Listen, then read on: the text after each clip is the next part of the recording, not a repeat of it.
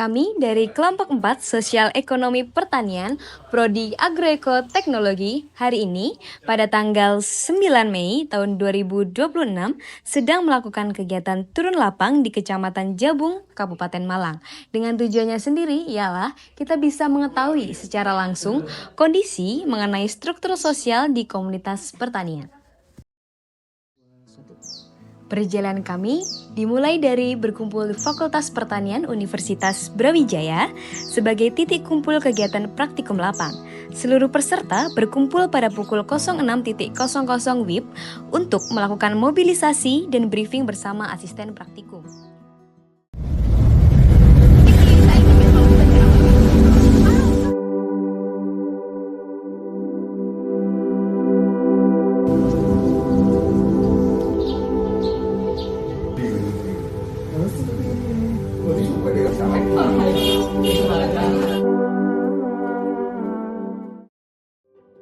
Sesampainya di lokasi, kami bertemu dan melakukan wawancara bersama salah satu petani setempat.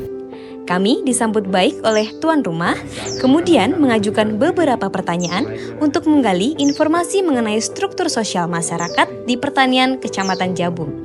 Melalui kegiatan ini, kami memperoleh pengalaman dan pembelajaran langsung dari masyarakat sekitar. Kalau di sini rata-rata punya lahan sendiri. Jadi ada yang bertani, ada yang punya lahan. Tapi rata-rata di sini juga petani, sama jagung, singkong, terus juga ada padi. Di desa ini, hampir rata-rata masyarakatnya memiliki lahan sendiri.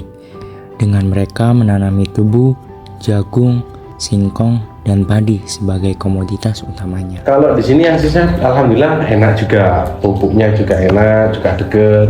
Di kelompok tani juga ada, terus bibit-bibit nanti bisa bekerjasama dengan kelompok tani sehingga masyarakat di sini juga tidak sulit untuk mencari pupuk maupun bibit-bibit yang dibutuhkan oleh masyarakat. Melalui kelompok tani, para petani membangun kekuatan kolektif.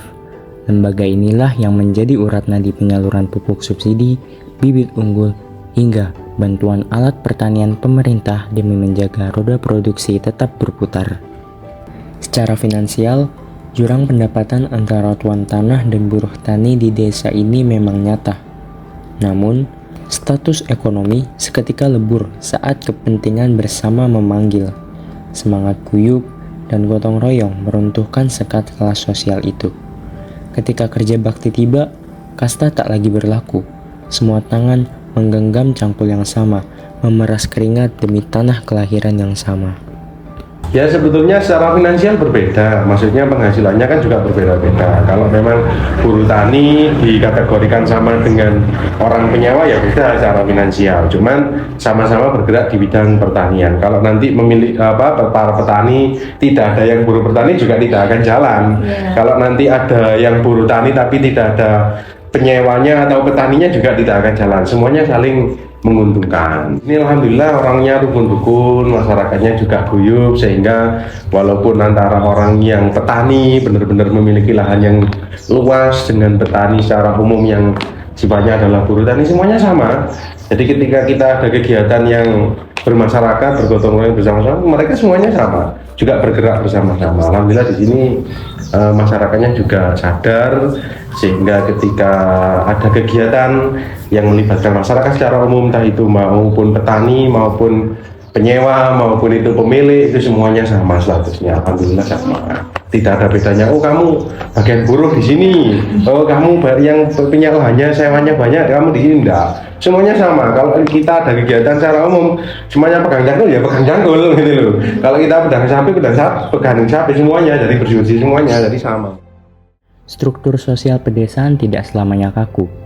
Ruang mobilitas selalu terbuka bagi buruh tani yang tekun mengumpulkan modal hingga mampu menjadi pemilik lahan. Namun, jalur itu tidak pernah mulus. Petani selalu dihadapkan pada ketidakpastian cuaca dan fluktuasi harga pasar. Saat rendemen tebu turun atau harga singkong anjlok, disitulah daya tahan ekonomi mereka diuji di titik terendah. Kalau komoditas di saat ini yang lumayan bergoncang itu di singkong, sekarang itu harganya turun. Terus saat ini karena cuaca yang sekarang ini tidak menentu, sehingga harga tebu pun juga turun sama, karena rendemennya tebu itu kan juga berkurang, kadar airnya tinggi, sehingga mempengaruhi hasil tebu, sehingga harganya pun juga turun. Pendidikan itu sangat penting karena menambah wawasan kita, relasi kita, koneksi kita, sehingga kita itu banyak belajar dari orang-orang yang mungkin seumuran dengan kita ketika kita di bangku sekolah, sehingga teman-teman kita yang ada di luar sana, oh kita sukses di sini, kita jalannya di sini, sehingga kita saling memberikan informasi, sehingga disitulah kita pendidikan itu sangat penting karena paling tidak bisa memotivasi kita, teman-teman kita yang sudah sukses di luar sana, sehingga kita juga termotivasi. Modernisasi pertanian perlahan masuk membawa perubahan lewat teknologi dan bantuan alat mekanisasi. Namun, investasi terbesar desa ini sesungguhnya bukan pada mesin, melainkan pada wawasan. Kesadaran akan pentingnya pendidikan mulai mengubah paradigma lama yang monoton, membuka ruang relasi yang lebih luas, dan memotivasi generasi baru untuk melihat dunia dengan cara yang berbeda. Demikian perjalanan dan kegiatan praktikum lapang yang kami lakukan di Kecamatan Jabung, Kabupaten Malang. Melalui kegiatan ini, kami memperoleh banyak pengalaman serta pemahaman baru mengenai kehidupan dan struktur sosial masyarakat pertanian secara langsung di lapang. Kami juga mengucapkan terima kasih kepada seluruh pihak yang telah membantu dan mendukung jalannya kegiatan praktikum ini, khususnya kepada asisten praktikum serta Bapak Riki Mulyautomo selaku narasumber yang telah menerima dan membantu kami selama kegiatan berlangsung, sehingga praktikum ini dapat berjalan dengan lancar. Sekian, terima kasih.